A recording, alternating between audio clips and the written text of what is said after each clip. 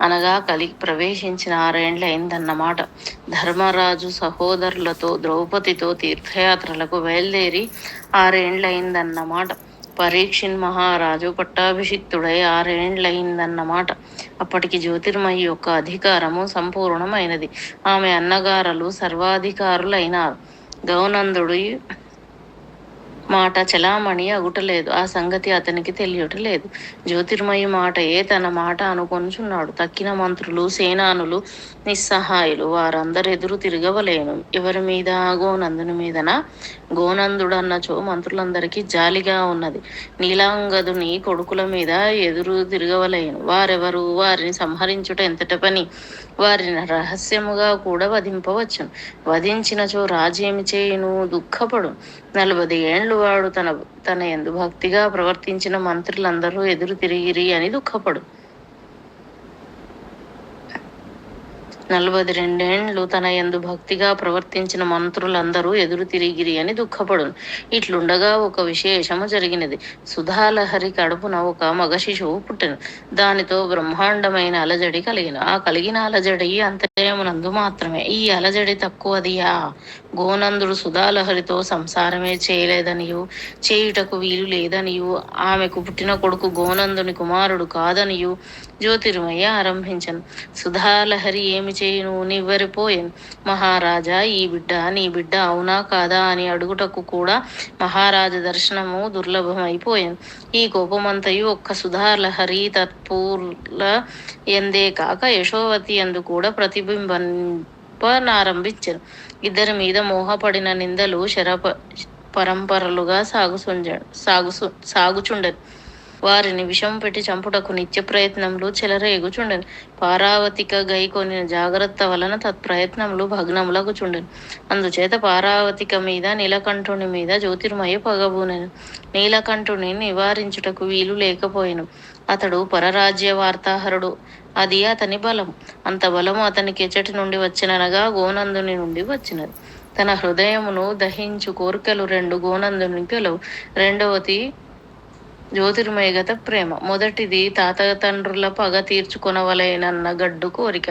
ఈ కోరిక ముందు జ్యోతిర్మయి ప్రేమ నిలవదు. ఆ సంగతి జ్యోతిర్మయికి తెలియను. అచట ఆమె నిస్సహాయురాలై ఉండేది. ఆమె కచట తన ప్రతిక్రియ ఏ రూపము తాల్చవలేనో, ఎవరి మీద సాగవలేనో తెలియదు. ఆమె అన్నలు కూడా తద్విషయమున మూఖీభూతులై ఉండేది. ఆ ప్రయత్నమునందు జ్యోతిర్మయి సోదరులు ఎంత వెనుకంజ వేయుచున్నారో తక్కిన మంత్రులందరూ ముందంజ వేయుచున్నారు. జ్యోతిర్మయి సోదరులు మహావీరులని చెప్పించుకొనుటయే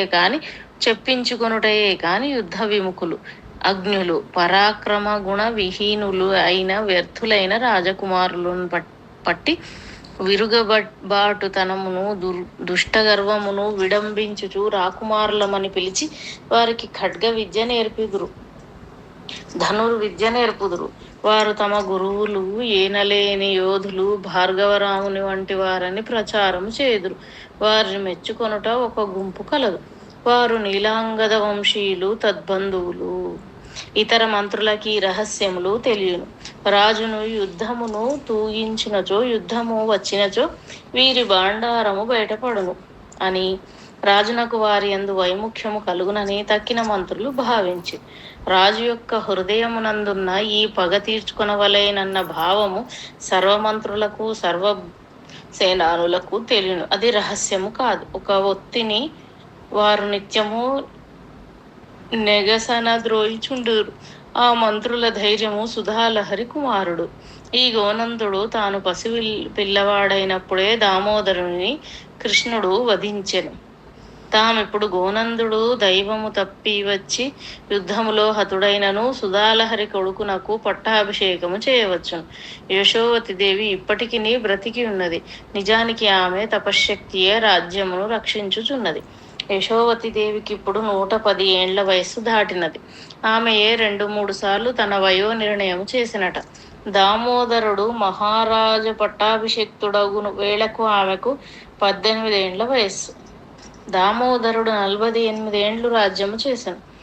48 ఏండ్లు, 18 ఏండ్లు, 66 ఏండ్లు.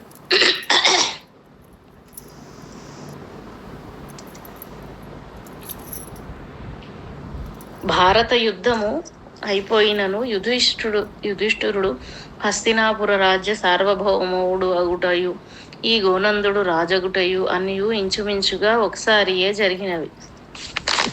యుధిష్ఠిర చక్రవర్తి 36 రాజ్యం చేశాను. అప్పుడు కలి ప్రవేశించాను. 66ను 36ను కలిపి 102 తర్వాత 10 గడిచాను. 112 అయినది. ఆమె తన ఆయుర్దాయమును 120 పలుమందితో చెప్పినది. సుధాలహరి కుమారునకు ఆమె మరల పట్టాభిషేకం చేసిన గాని చనిపోదు. మంత్రులందరూ రాజు చేత యుద్ధము చేయించుటకే కృతనిశ్చయులైరి. కానీ ఇంతలో ఒక విపరీతము జరిగాను. జ్యోతిర్మయి సుధాలహరి శిశువును సంహరింపించను. ఆ పిల్లవాడు చనిపోయాను. దానితో అంతఃపురమున పెద్ద అలజడి బయలుదేరాను. మహారాజునకు జ్యోతిర్మయ మీద ఏవగింపు కలిగాను. ఆమె తన దార్ఢ్యమును తన శృంగార రసభరిత కోపావేశమును ప్రదర్శించను. అవి రాజునందు పనిచేయలేదు. అప్పుడు తప్పనిసరికి బతిమాలుటయు బామాలుటయు పెట్టుకున్నాడు. అవ్యవస్థిత చిత్తానాం ప్రసాదోపి భయంకర అన్నట్లు ప్రకృతి చేత కోపశీలురు గర్వవంతులైన వారి ప్రసాదము కూడా వెగటుగానే ఉండును.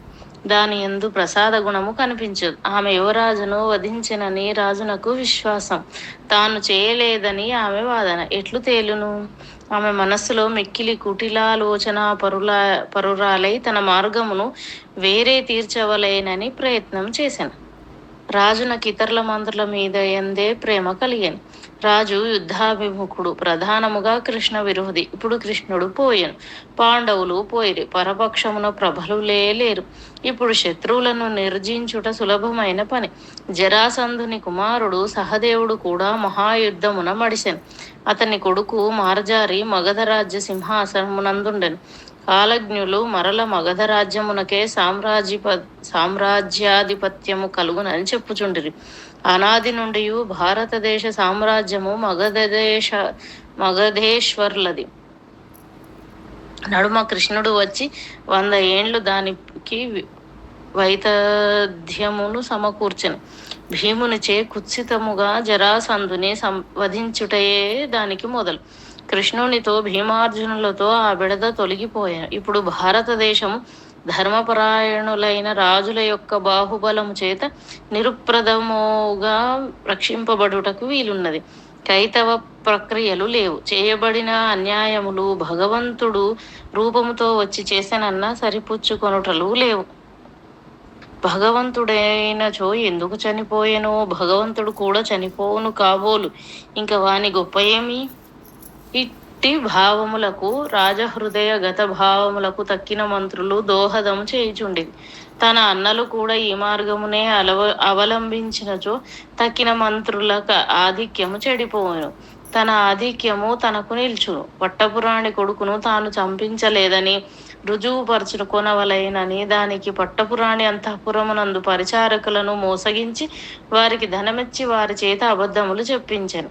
వారును జ్యోతిర్మయ యొక్క కొమ్ము పైన ఉండుటయు, రాజు సర్వదా ఆమెను అనుసరించి ఉండుటయు, ఆమె వాక్యమే ప్రమాణ భావమై ఉండుటయు, జ్యోతిర్మయి ఆశ్రయించిన జనము వృద్ధిపడుటయు చూచుచునే మోహపడిరి. వారు చెప్పిన సాక్ష్యములన్నీ దోషము పారావతిక యందు నిరూపించి ఉండెను.